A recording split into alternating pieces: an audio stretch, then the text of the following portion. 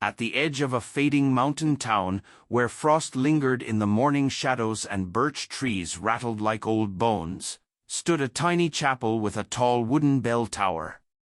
It hadn't rung in years, not since Father Jerome had passed away, and no one stepped up to fill the place of the old priest. Time had crept over the town like a slow winter, emptying pews, closing shops, and scattering the people who once clung tightly to this cold little pocket of the world. Now the only things that stirred were the wind, the crows, and on some nights, unexplained chimes from the church bell. It began as a whisper, a single toll in the dead of night.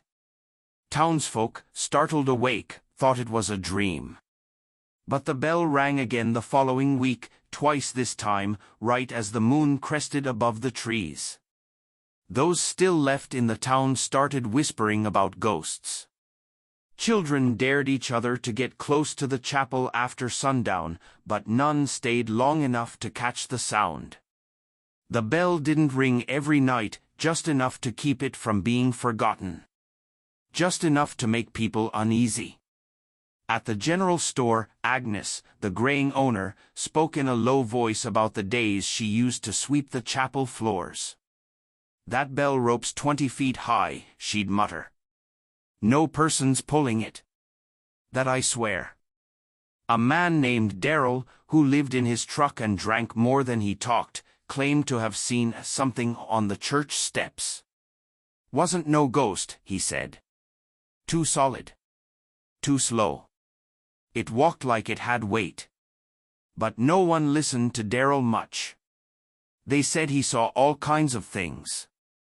Then one morning, just before dawn, Ellie Hartman, widowed, 72, and the closest thing the town had left to a leader, stepped out onto her frost-covered porch and heard the bell toll again.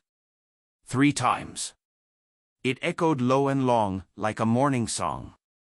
She pulled her shawl tighter, a strange unease working its way beneath her skin.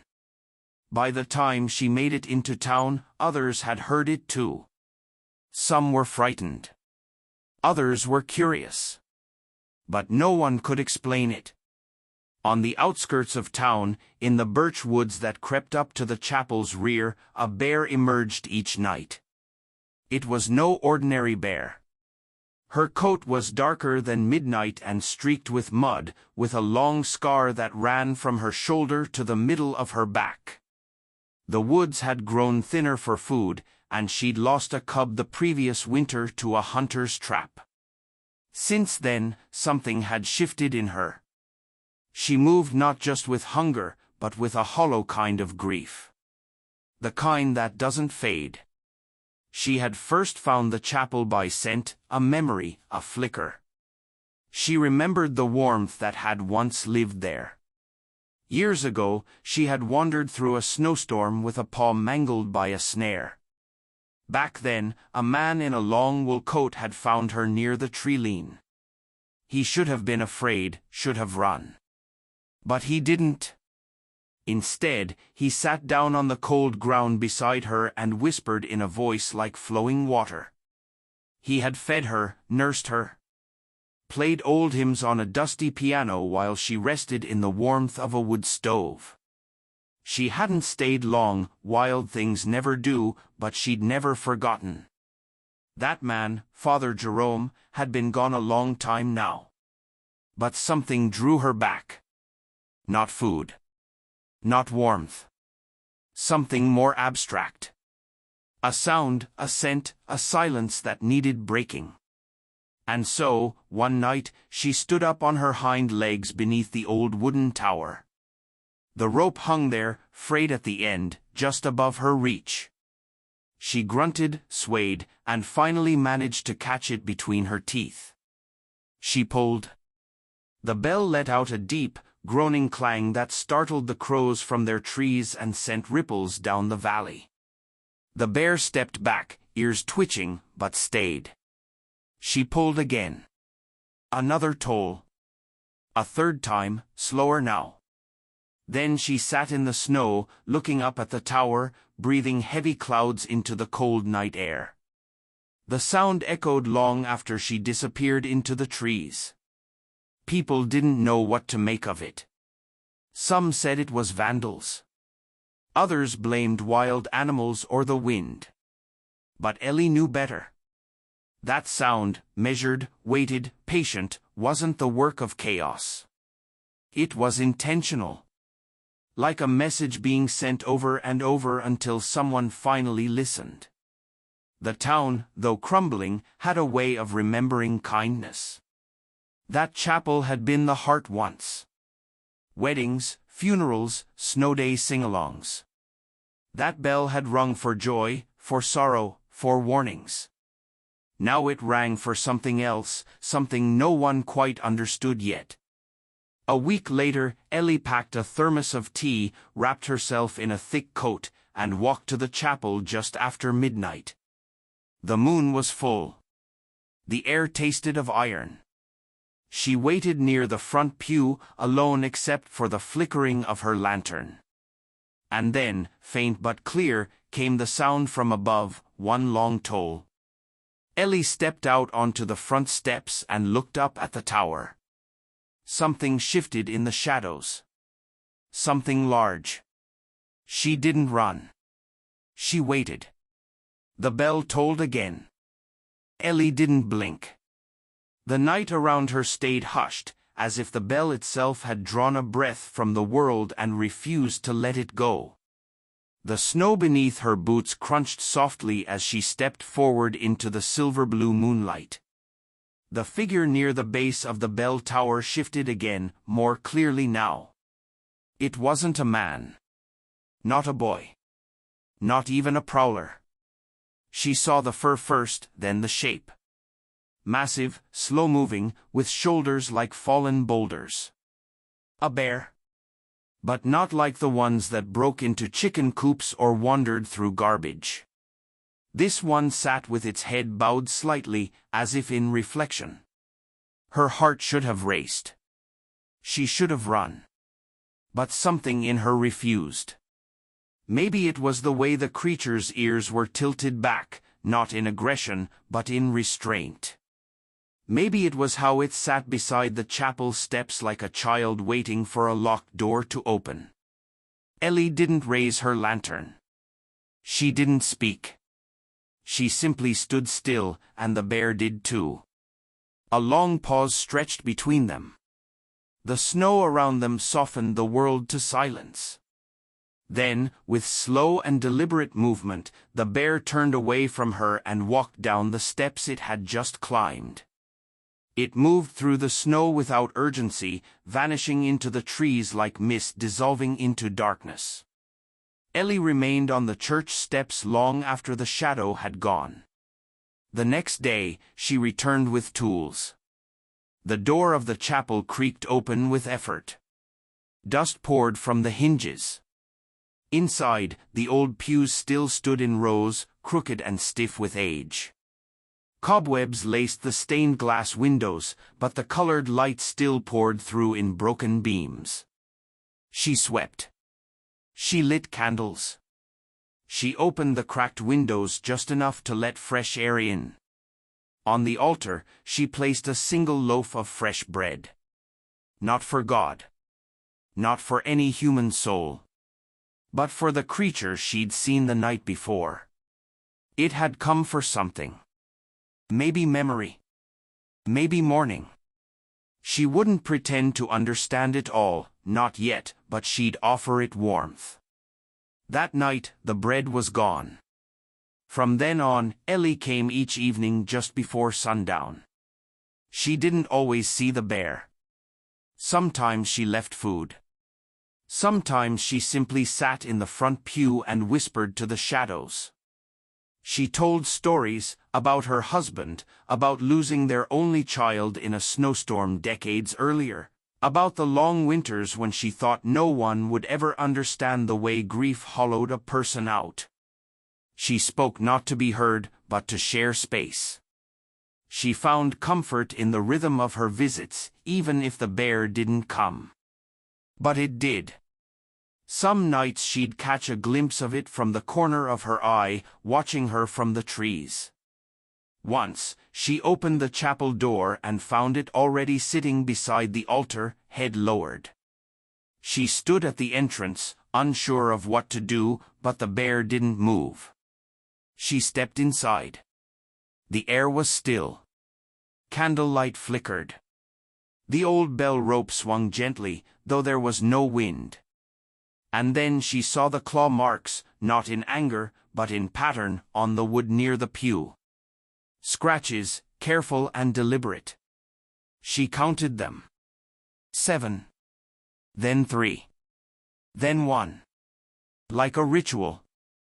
Like a count of something that mattered. Outside town, rumors started up again. Some said the bell was cursed. Others believed the chapel was home to something ancient.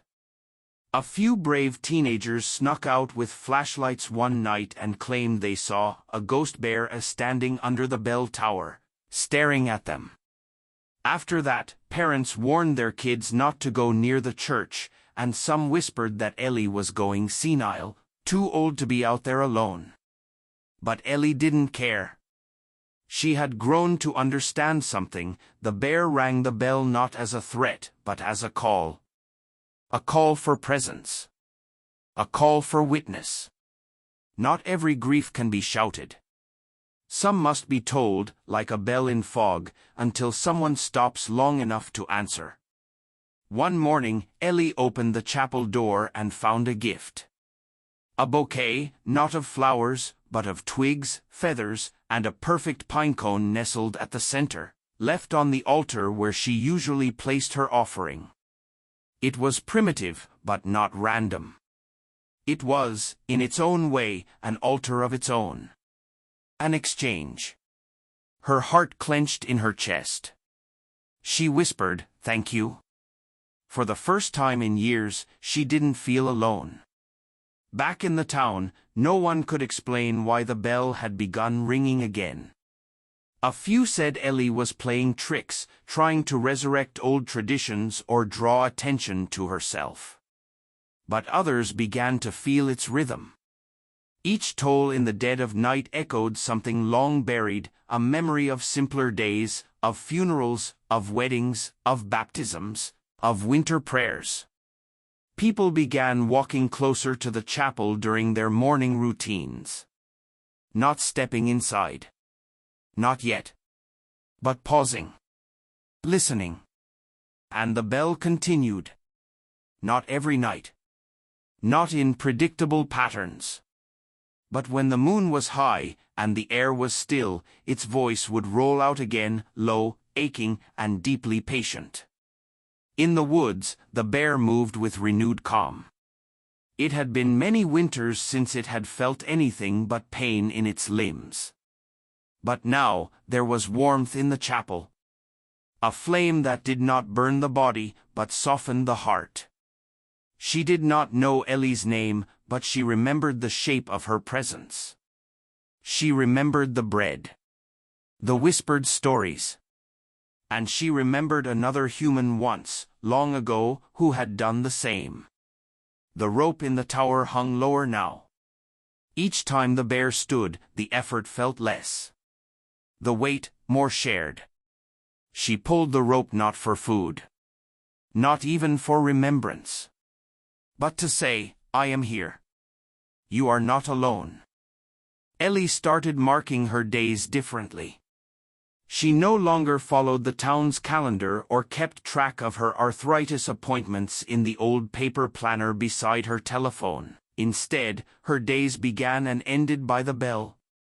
Its sound was now part of her breath, low, slow, echoing, like the heartbeat of something older than the hills. Some mornings it rang just once. On others, she'd wake to the sound rolling across the pine-covered slopes in 2 or 3 solemn tolls, as if measuring something sacred in the snow. She began writing down the times it rang. Noting the moon phase. The temperature. The scent in the air. At first, it seemed like nonsense. But slowly, over the weeks, a pattern revealed itself, not in logic, but in feeling. The bear rang the bell when the wind changed direction. When the first buds peeked through the frost. When the sky turned orange at dusk like it used to in the years before the fires. Once, it rang the bell 3 times the night before a lost boy was found safe near the frozen river. Another time, it rang twice just before Ellie received news that her estranged sister, whom she hadn't spoken to in a decade, had passed away quietly in a hospice on the coast. Ellie didn't believe in signs, not really.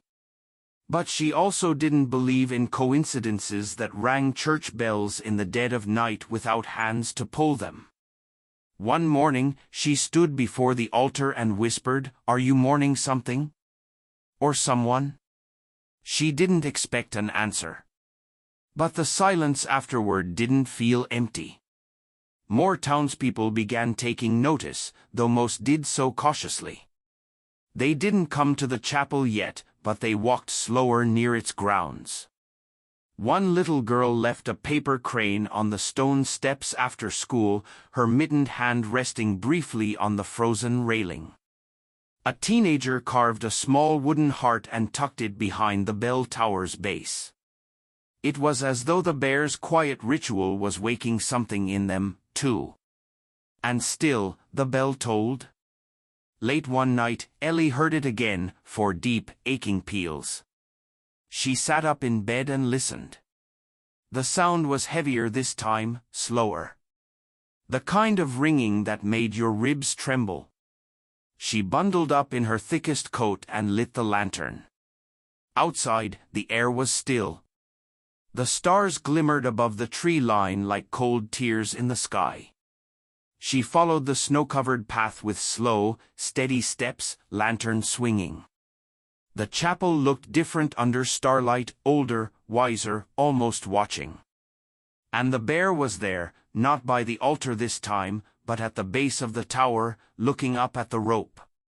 It was standing upright, just as it had when she first saw it, its claws resting gently on the worn wood where years ago, generations of hands had pulled for joy and grief alike. This time, Ellie stepped closer. The bear didn't turn. "I heard you," she whispered. "We all did." The bear's head tilted slightly. Ellie walked to the side of the bell tower and placed her hand on the rope. The bear looked at her, really looked at her, eyes reflecting the firelight like old amber. Then it stepped back, just 1 pace, and sat. Together, woman and bear stood in silence. Then, slowly, Ellie pulled the rope. The bell rang once, soft, solemn, and rich. It vibrated through the ground. Through the trees. Through her bones. The bear closed its eyes. Afterward, it turned and walked toward the woods, but paused once at the edge, glanced back at her, and vanished into the pines. That night, Ellie dreamt of something she hadn't remembered in years. A bear cub, years ago, injured by a trap, limping into her yard. Her husband had insisted on helping it, wrapping the wound and feeding it milk-soaked bread. She remembered his gentle voice whispering, "She'll remember this." Ellie had forgotten that winter. Forgotten that act. Until now. Could it be the same bear? She awoke with the image lodged in her chest like a heartbeat. When morning came, she sat in the chapel with her journal open, trying to place the timeline. It was possible. Barely. The cub would be old now, but not ancient. Bears lived long lives when lucky. And the look in its eyes, there had been something familiar there. Not in a fairy tale way. Not in a Disney moment. But in a deeply biological, wild, unspoken knowing. A memory locked in body more than mind. Maybe the bear hadn't come just to mourn. Maybe it had come back. The snow began to melt early that spring. Streams cracked open from beneath the white and spilled down the hillsides. Moss returned to the edges of stones. Birds returned. The bell rang more frequently, not with sorrow now, but with rhythm, as if marking the passing of something into something else. One afternoon, 2 children from town finally stepped inside the chapel, wide-eyed and hushed. They ran their hands along the wood and asked Ellie if they could leave a ribbon for the bear. She let them.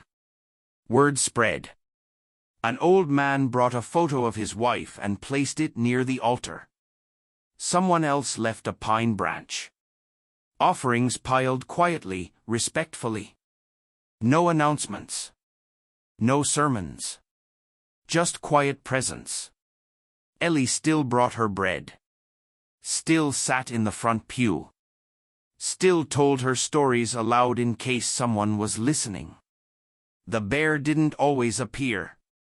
But she always felt it, just beyond the trees, just past the edge of reason. Watching. Remembering. Ringing. And so the chapel, once abandoned, became something else. Not a church. Not a monument. But a space held between worlds, where grief and memory and animal instinct blended like candle smoke rising into old beams. And still, the bell tolled. It was the first warm rain of the season that shifted things. The kind that smells like thawed earth and fresh pine needles, soaking deep into the roots and waking up everything that had gone still during winter's long grip. Ellie had grown to recognize the weight of silence between bell tolls, how the absence of sound wasn't always emptiness. Sometimes it was breath. Sometimes, waiting. But this silence was different. For 4 days, the bell remained untouched. No paw prints near the chapel. No scratches in the bark. No low rustle of underbrush where the bear sometimes lingered unseen. Ellie still visited every morning. She swept the chapel steps and lit the thick beeswax candle that had melted into the shape of a slow spiral. She spoke to the empty room. She placed a fresh offering of bread on the small table near the altar. On the 5th morning, she found something new instead. A circle of smooth river stones, placed deliberately in the chapel's center aisle. They hadn't been there the night before. They were wet still, glistening slightly, some flat, some round, each one fitting against the next like the pieces of a remembered story. In the center of the ring was a single feather, long, white-tipped, and speckled with what looked like dried mud. Ellie didn't speak. She simply sat beside it and listened. Not long after, the bell rang again. But this time, it was not the bear. Children were playing in the churchyard when one of them pulled the rope gently, laughing as the sound rolled out across the trees. Another child followed. And then another. Not for mischief. Not for noise. But for the joy of it. For the echo that felt bigger than them, older. It wasn't reverence, but something purer, play. Ellie didn't stop them. She smiled instead, watching from the doorway, her hands wrapped around a tin mug of tea. The town had begun to shift, too. People who hadn't come near the chapel in years began leaving offerings at the edge of the woods. A hunter brought salt and placed it respectfully on a stone slab. A teenager tied bits of red cloth to the fence post in quiet ritual. A widow left sprigs of rosemary bound in twine. No one asked questions out loud, but the quiet agreement between them grew stronger. Something had changed, and they wanted to be part of it. Not to control it. Not to name it. But to stand beside it. When the bear returned, it did so differently. It came in the daylight this time, just as the clouds broke and the golden light spilled through the trees. Ellie had been kneeling beside the chapel steps, tending to a stubborn patch of moss between stones, when the forest quieted, not with fear, but anticipation. The birds paused. The air thickened. Then it emerged. Its coat was slick with rain. Its massive head bowed slightly as it approached the clearing, water dripping from its snout. Ellie stood slowly. The bear didn't stop this time. It walked calmly up to the bell tower and sat beneath it. She walked toward it, heart steady, the way she might approach a dear friend. "I thought you'd gone," she said gently. The bear blinked slowly. Its chest rose and fell with deep, slow breaths. It turned its head slightly, not toward her, but toward the stones the children had gathered earlier. Ellie followed its gaze. The rain had made the circle glisten more brightly now, the feather still at the center. She knelt beside it. "Is this from you?" she asked. The bear shifted, just slightly, and gave a low exhale. Ellie didn't know what that meant, but her chest ached. She reached for the feather and held it gently in her palm. That night, she dreamed again. But this time, it was not a memory. It was a vision. She stood at the chapel door as dozens of bears walked past her, young, old, wounded, strong, all silent, all dignified. They moved like pilgrims. She watched them walk into the forest, each one leaving something behind, a tooth, a scrap of hide, a twig, a stone. A legacy. When she woke, her pillow was damp with tears. By the next morning, someone had carved a small plaque and nailed it to the chapel fence. It said, "This bell tolls for more than us." Ellie didn't know who had done it, but she smiled. Because it was true. The bears' visits became rhythmic, sometimes days apart, sometimes longer. But each time, it would do the same, approach the bell, pull the rope once or twice, then sit. And each time, someone in the town would come. Not to gawk. Not to record. But to witness. To feel. To be changed. No one had declared this a shrine. No council had met. But still, the forest and town had reached an agreement older than paper, an understanding built in silence, in gesture, in breath. One morning, Ellie found a bundle of dried wildflowers tied with deer sinew resting beside the chapel door. It was not from the bear, she knew. But someone else in town had felt the pull to offer beauty to whatever sacred thing had awakened. More people came. Some left quietly, some sat for hours.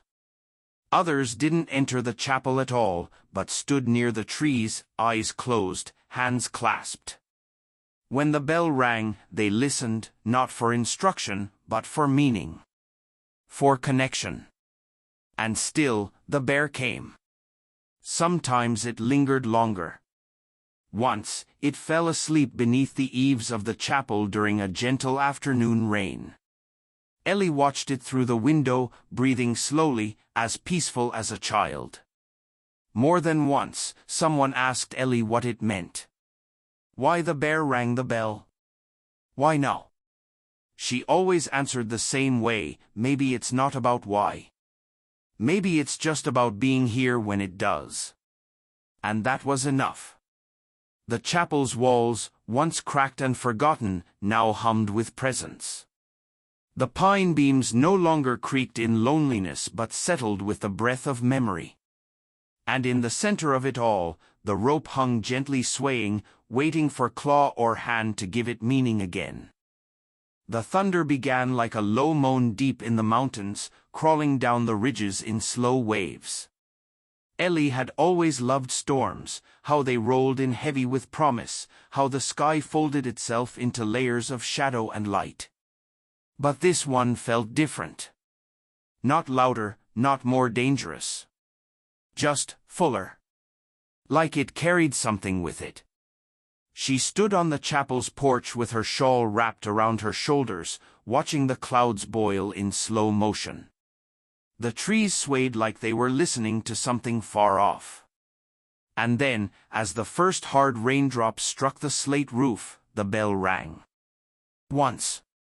It echoed through the storm, louder than it had ever sounded. Ellie's heart leapt. Not because it frightened her, but because it called something up from her bones, something ancient and deep. She stepped down the porch stairs and turned toward the bell tower. There the bear stood, soaked and unmoving. Its fur hung in dark clumps, plastered against its massive frame. Rain traced paths down its shoulders. And yet, it stood with a kind of calm, eyes closed, face tilted slightly toward the bell's rope. One paw still rested against it. The storm lit the sky behind it with a flash of silver-blue lightning, and for a moment, the silhouette of beast and tower fused like a statue carved by the storm itself. Ellie moved toward it slowly. Her boots slipped a little in the mud, but she didn't stop. The bear didn't flinch. "Why now?" she whispered through the wind. "Why this storm?" The bell rang again. Twice more. Not from the bear's movement, it hadn't touched the rope again, but from the wind. As if the storm itself had hands and had chosen to speak through metal and weight. Ellie stood beside the bear, her shoulder nearly brushing its thick fur. She felt its heat despite the rain, a living wall of strength beside her. Together, they watched the chapel. Then, from the trees, another figure emerged. It was a man, tall, older, wearing a wide-brimmed hat and an oilskin coat soaked through. Ellie didn't recognize him immediately. But as he came closer, her breath caught. Pastor Merton. He had been gone for nearly 7 years. After the flood. After the tragedy. No one had expected him to return, not after his own faith broke under the weight of what couldn't be saved. He removed his hat as he approached, the lines on his face deeper than Ellie remembered. "Ellie," he said softly. She nodded once, stunned. "I heard the bell," he said. "Didn't believe it at first. But something told me I had to come." He looked past her. His eyes landed on the bear, and though he tensed, he didn't run. He didn't scream. He simply took a shaky breath and whispered, "My God." The bear stared at him. Ellie placed a hand gently on the bear's side. "It's okay," she said, more to the pastor than the creature. For a long time, the three of them stood in the rain. No one moved.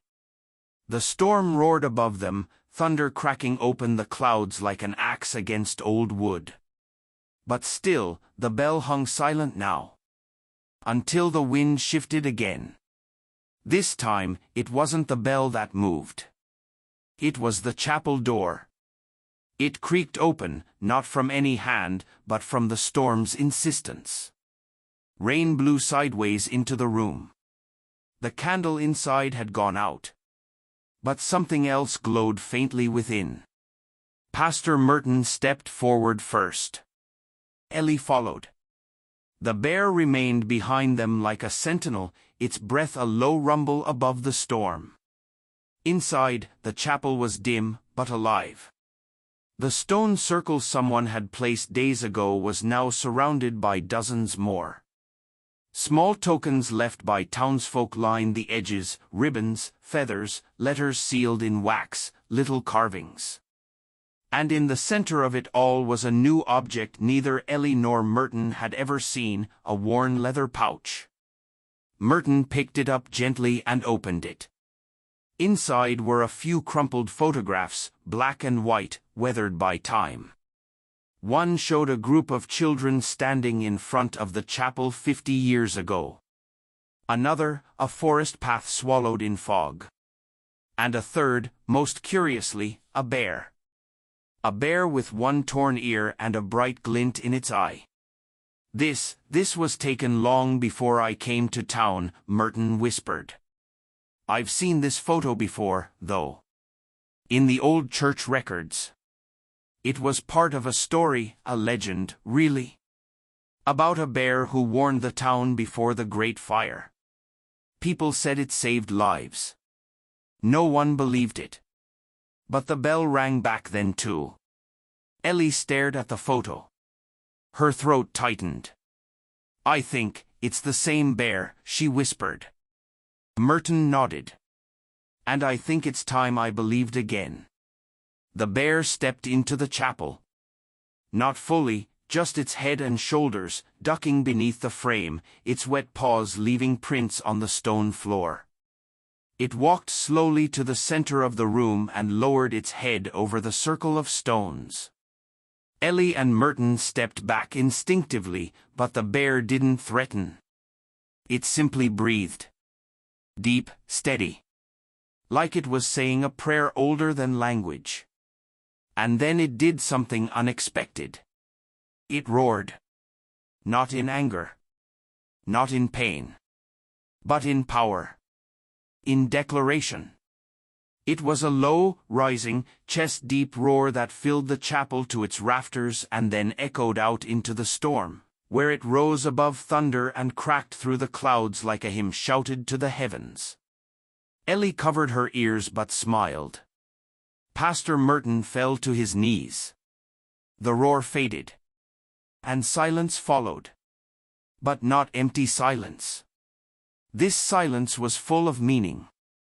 Like something had ended. Or something had begun. The bear turned and stepped back into the rain. Without pause, it walked down the hill into the woods and disappeared into the trees. The bell never rang again that day.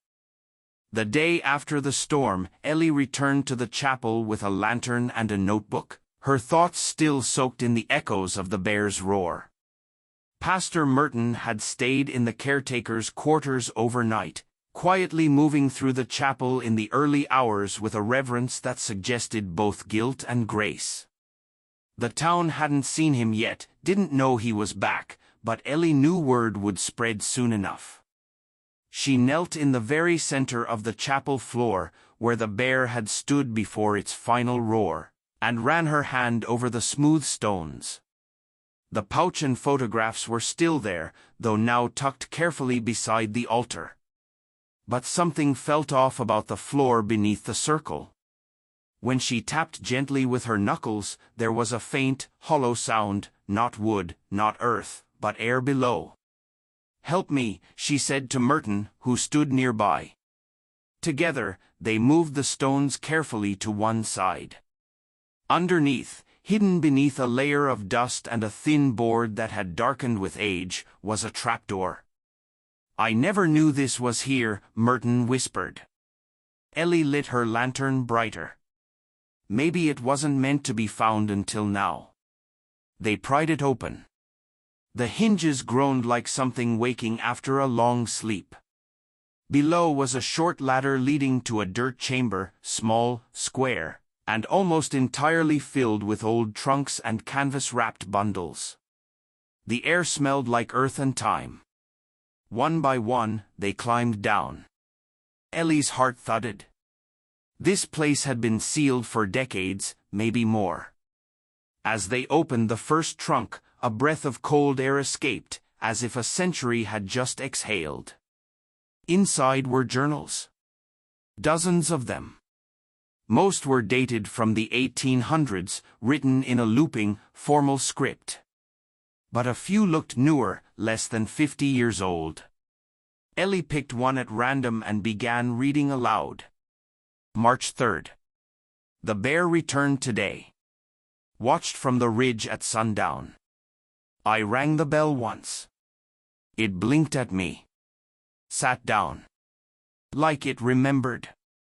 Merton looked at her sharply. "Let me see that." They passed it back and forth, reading pages aloud. Whoever wrote them had been part of the original caretakers of the chapel. Apparently, the bear, or perhaps many bears over generations, had a history with this place. There were detailed accounts of sightings, moments when the bell rang during storms, or when sickness spread through the valley. Always, the bear came. Always, it watched. Another entry chilled them both. They say it's not just a bear. That it's been here longer than the town itself. That it comes when we forget something important. Not to punish, but to remind. To warn. The bell is not just ours. It's shared. Like a covenant. Ellie sat down heavily. It's not coincidence, she whispered. It never was. This bear, these bears, they come for a reason. They're sentinels. But by whom? Merton asked, more to himself than to her. They found an older trunk beneath the others, heavier than the rest. Its lock had rusted shut, but Merton forced it open with a crowbar hanging from a wall hook. Inside was something unexpected, a bell rope. Not just any rope, this one had intricate carvings burned into it. Symbols, initials, and what looked like tiny bear paw prints running along the length. Tied to the middle of the rope was a single, perfectly preserved feather, white, almost glowing in the lamplight. Next to it was a letter sealed in wax. Ellie broke it open gently. To whomever finds this, the bear is not a beast of chance. It is bound to the bell and to this place. It remembers. It protects. It warns. If you are reading this, it means you have seen it too. You must listen. You must not let the chapel fall silent. When it rings, something must be answered. They looked at each other for a long time. And then Ellie knew what she had to do. They brought the carved rope up to the bell tower. The old frayed rope had long since worn down to fibers. The new one, if one could call something this ancient anew, slid into place as if it had always belonged. When Ellie pulled it once, the bell let out a sound unlike any before. Deeper. Fuller. Not just a ring, but a note with memory in it. The kind of sound that makes birds go quiet and wind hush against the trees. She stood still for several minutes after. In the following days, the bear did not return. But something shifted in the valley. People came. It started with a woman from the next town over who had heard the bell during the storm and was drawn to it in a dream. She arrived at the chapel just after sunrise with tear-streaked cheeks and a small hand-carved bird in her pocket. She didn't explain why she was there, only that she had felt compelled. Then came a boy no older than 12, with an old photograph of his grandfather who had once served as a custodian of the chapel grounds. He said he found the photo hidden in a drawer after the storm, with a note that said, "Bring me home." They kept coming. Not many. Just 1 or 2 a day. People with stories, with pieces of forgotten history. Some brought offerings, tokens shaped like animals or feathers. Others came simply to listen. Ellie began keeping a record of them all. She placed a large leather-bound ledger near the altar where visitors could write their names, their dreams, their burdens. And next to it, she added a small sign, "If you hear the bell, you are not alone." Pastor Merton started leading quiet services again. Not sermons, not in the traditional sense. But gatherings of listening, of remembering. He rarely quoted scripture. More often, he read from the old journals. He spoke of stewardship, not of dogma. Of the land, the animals, and of the covenant the bell had forged, one of vigilance and humility. The bear did not return. But Ellie felt its presence in the woods. Once, she thought she saw its shape far off near the ridge at dusk, its silhouette against the dying sky. But it didn't come closer. And it didn't need to. It had passed something on. Not just a message, but a responsibility. And Ellie had answered. The bell, once silent and forgotten, now rang every Sunday at dawn. Not to summon. Not to warn. But to promise. Winter gave way to spring slowly that year, as if the land itself were still unsure whether it was safe to bloom again. Snow clung to the forest's edges even as crocuses poked bravely through thawing earth near the chapel. And every Sunday, without fail, Ellie rang the bell. Its sound had changed the valley. People still came, quietly and in ones and twos. They never arrived together, as if some unseen rhythm summoned them privately, each on their own day. A man came with a feather tattooed on his wrist. A woman brought a blanket that smelled of cedar and smoke. Each had their story. Each wrote in the ledger. Most said nothing at all, but left changed. But the bear did not return. Ellie tried not to look for her, though her eyes were drawn toward the woods each dusk. The bell rope remained untouched outside of service. Merton had made it clear the bear had not left out of rejection. She had completed something. Her bell had been heard. Still, Ellie missed her. It wasn't just the majesty of her presence or the awe of being seen by something ancient and wild. It was the quiet comfort of knowing she wasn't alone in her purpose.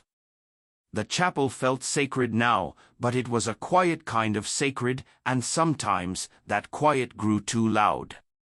Then, one night, just as spring settled into full bloom, the bell rang. Once. Clear, low, solemn. Ellie jolted upright in bed, heart hammering. It had not been Sunday. No one should have touched the rope. She threw on boots and a coat and rushed outside, nearly slipping on wet grass still slick with the night's dew. The chapel glowed faintly in the moonlight. Mist curled around its foundation like smoke. The door stood open, not forced, just gently ajar. And inside, she was there. The bear. Older now, or so it seemed. Her fur had streaks of gray along the jaw, and her breath came slower.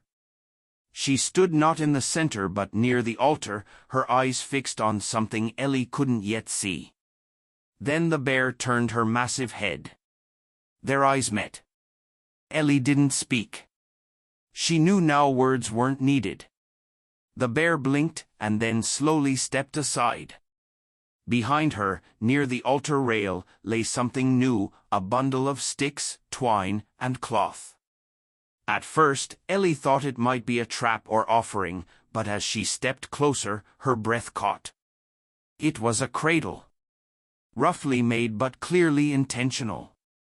Inside, wrapped in layers of moss and old fabric, was a tiny cub, barely the size of a football. It blinked up at her with wide, liquid eyes and gave a soft, breathy huff. Ellie looked up. The mother bear stared at her, not with warning, but with hope. Her enormous body remained perfectly still, though her chest rose and fell like distant thunder. Ellie dropped to her knees beside the makeshift cradle, overwhelmed.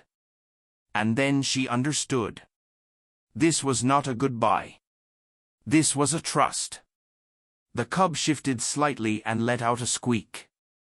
Ellie reached a tentative hand toward it, and it didn't flinch.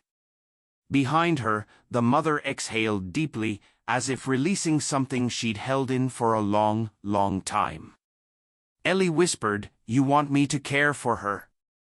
The bear didn't answer, but her gaze said everything. This wasn't just a gift. It was a passing of a role. A continuation of a covenant Ellie hadn't even realized she was part of until now.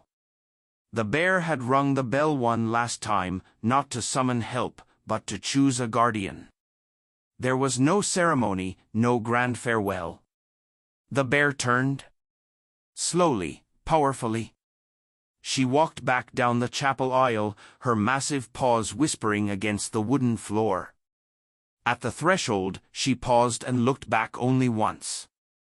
Ellie stood, cradle in arms, eyes damp, heart swollen. And then the bear left.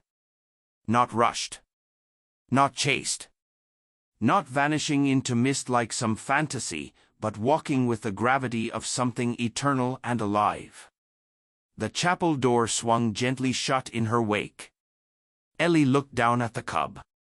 "Hello," she said, voice shaking. "You came with the spring." The cub blinked slowly, then nestled into the cloth.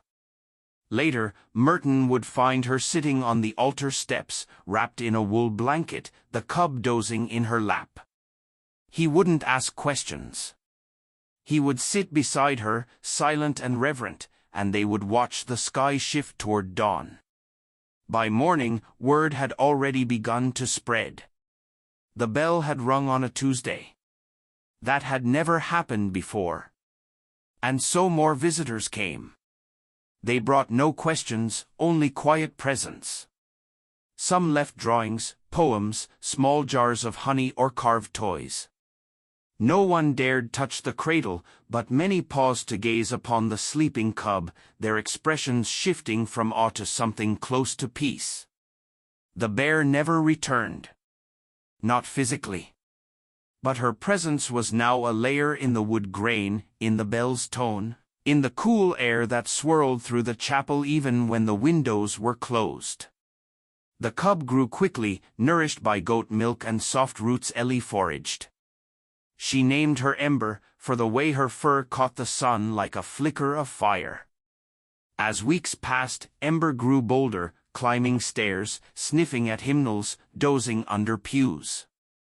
She would sometimes sit beneath the bell tower and stare up as if listening for something ancient. And sometimes, Ellie thought, she heard it too. By summer, the cub was too big for Ellie's lap. What had started as a fragile bundle of moss and cloth was now a waddling, tumbling ball of cinnamon fur with a stubborn curiosity for everything: candles, hymnals, buttons, and, most of all, the bell rope. Ember tugged on it every time she passed, and Ellie never stopped her. The bell rang most mornings now, not in alarm or sorrow, but in joy. The sound had changed again. It no longer summoned the desperate or grieving.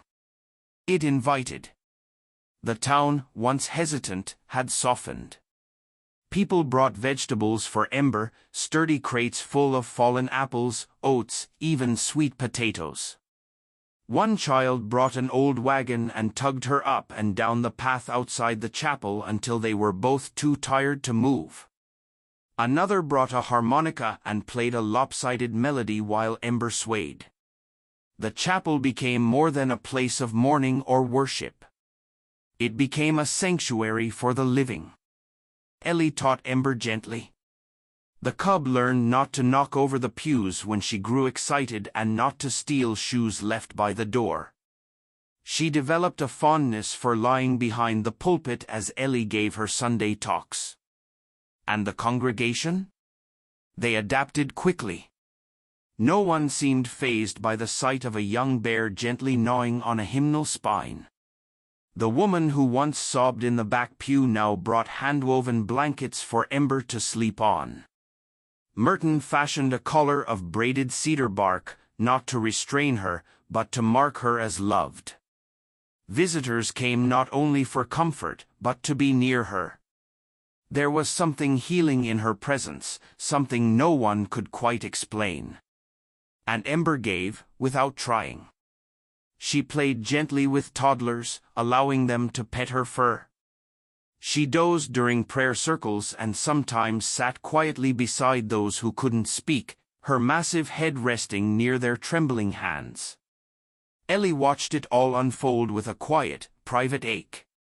The chapel had come alive in a way she never could have orchestrated, not even in her most hopeful prayers. But with that joy came an unspoken truth she dared not dwell on yet. Bears grow. One afternoon, as Ellie was weeding the garden behind the chapel, she noticed something strange. Ember was sitting at the edge of the trees, not playing, not exploring, just watching. Still as a stone. It took Ellie a full minute to realize what had caught the cub's attention. Far beyond the clearing stood another bear. Not the mother. This one was younger, leaner. A male, likely a wanderer drawn by scent or sound. He didn't approach. He just watched. And Ember watched back. They didn't move. Didn't growl. It was like they were measuring time between them, a language not of words or even body, but memory. Eventually, the male bear disappeared into the trees. Ellie didn't mention it to anyone. But Ember grew quiet that evening. She didn't tug the bell rope or chase her tail. Instead, she curled up beside Ellie's bed, pressing her face into the blankets, breathing slowly, as if remembering something she hadn't known she carried. Ellie knew what that meant. And she knew it was only the beginning. As the days grew longer, Ember began spending more time near the forest's edge.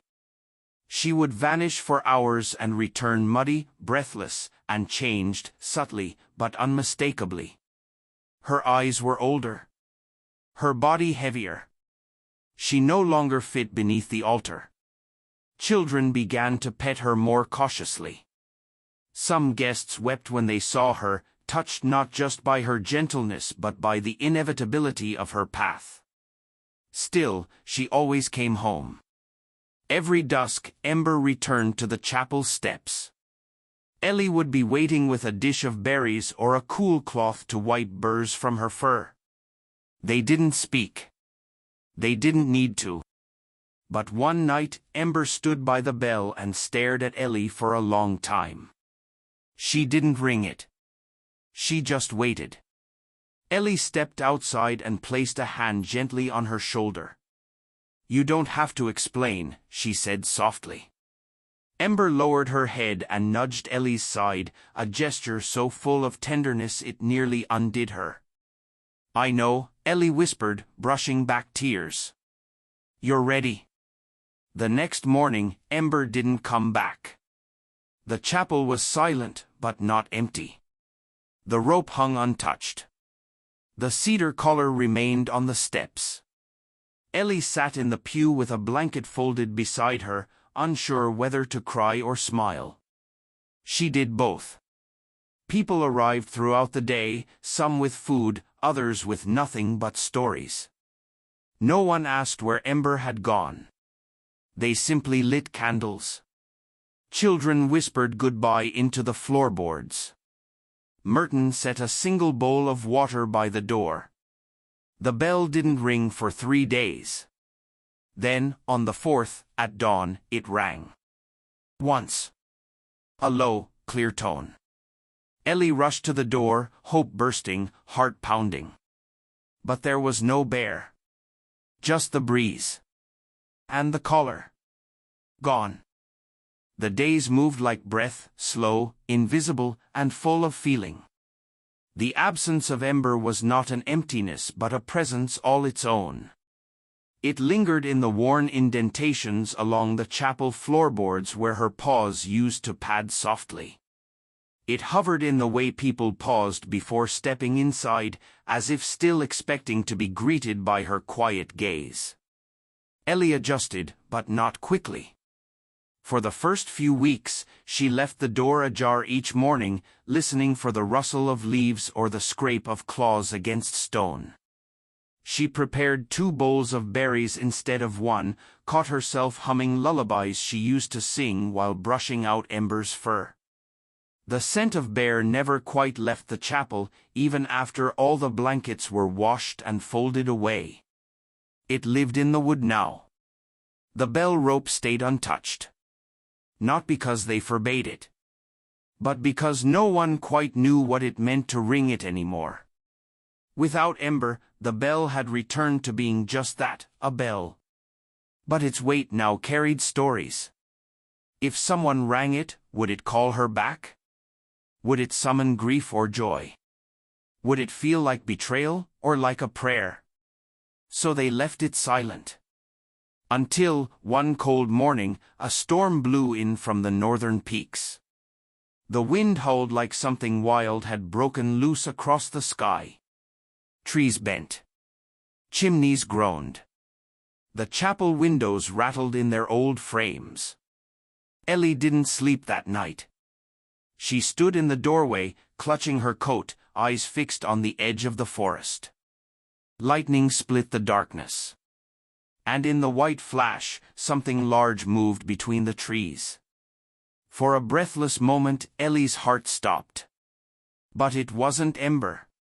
It was a man, small, hunched, lost. His clothes were torn, his hands red from cold. He stumbled toward the chapel steps, collapsed, and managed only one word before passing out. Safe. Ellie dragged him inside, wrapped him in old quilts, and stoked the fire until color returned to his cheeks. By morning, he could sit up and speak. His name was Tomas. He'd been lost in the forest for 3 days after his truck flipped in the ravine. He should have died out there, he said. He was dying. But he kept hearing a bell. Not once. Over and over. Distant, faint, but always ahead of him. Every time he wanted to give up, he followed the sound. He hadn't heard it with his ears, not exactly. With my ribs, he said. Like it was beating through my chest. Ellie smiled faintly.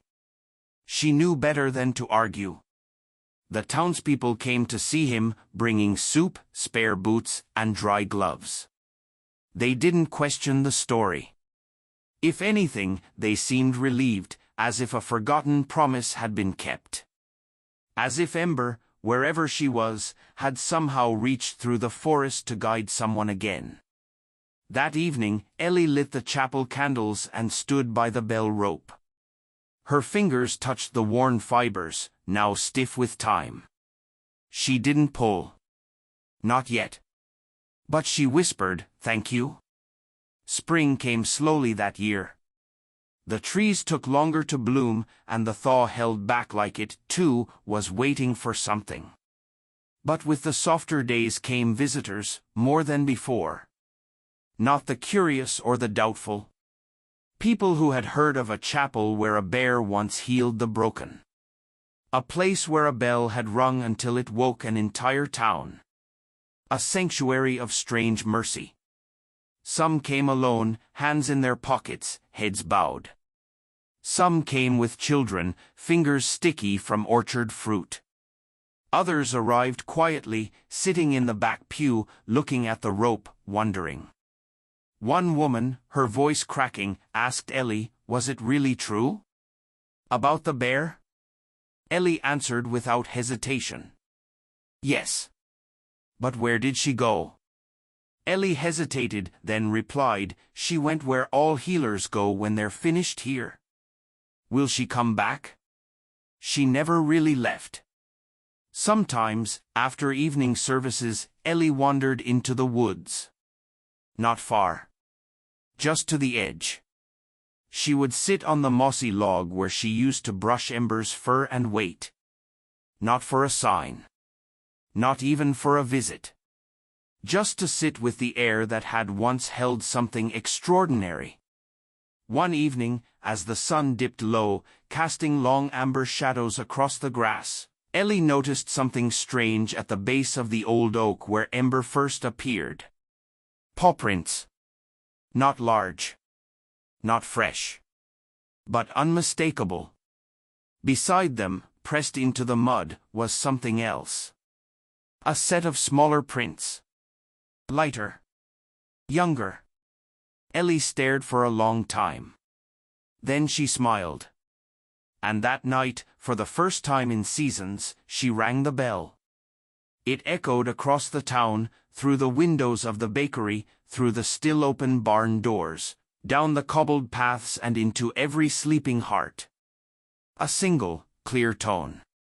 And deep in the forest, something stirred. The bell rang only once that evening, but its echo lingered in the hills like an unfinished sentence.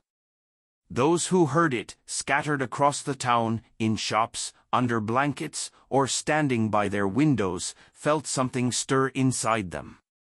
Not alarm. Not nostalgia. Something older, quieter. A hush that asked them to listen.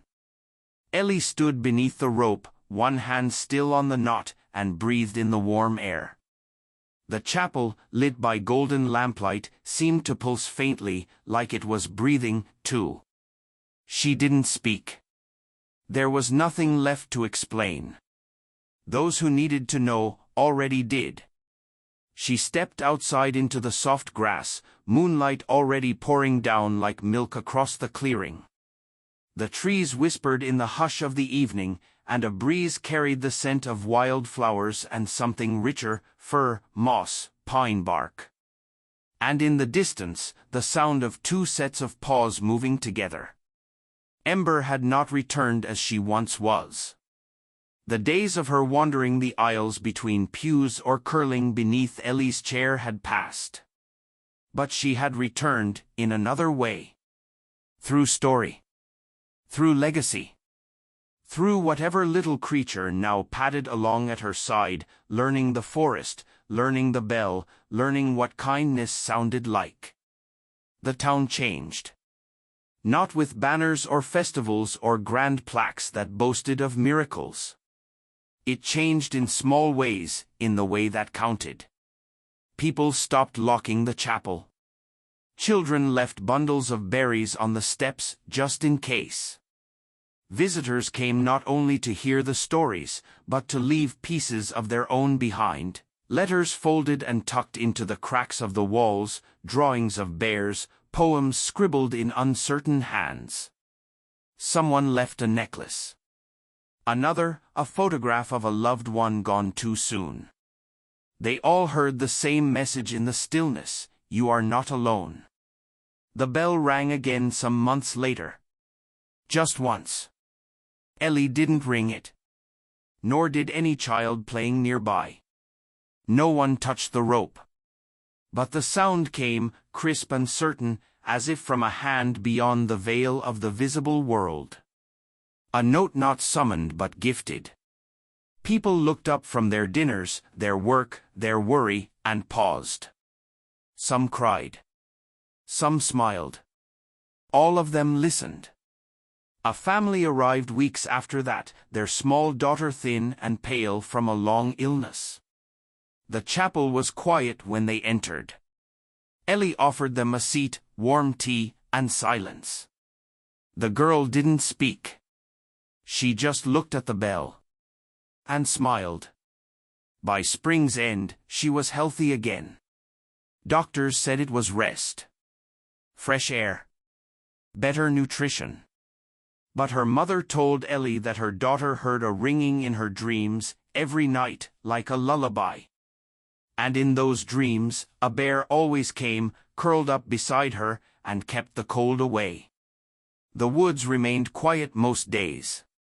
But on the edge of the trees, Ellie often found signs, scratch marks high on the bark of the chapel's trees, fur tangled in the berry bushes, and once, a circle of flattened grass that hadn't been there the day before. Sometimes she heard movement in the underbrush as she swept the steps, and once or twice she swore she saw two sets of eyes blinking from the shadows. She never approached. Never called out. They didn't need her to. They knew. One morning, long after the snow had melted and the chapel's roof had been patched again by loving hands, Ellie stood before the bell and placed her palm flat against its curve. It was warm. Not from the sun, but from something deeper. The way living things radiate warmth even in stillness.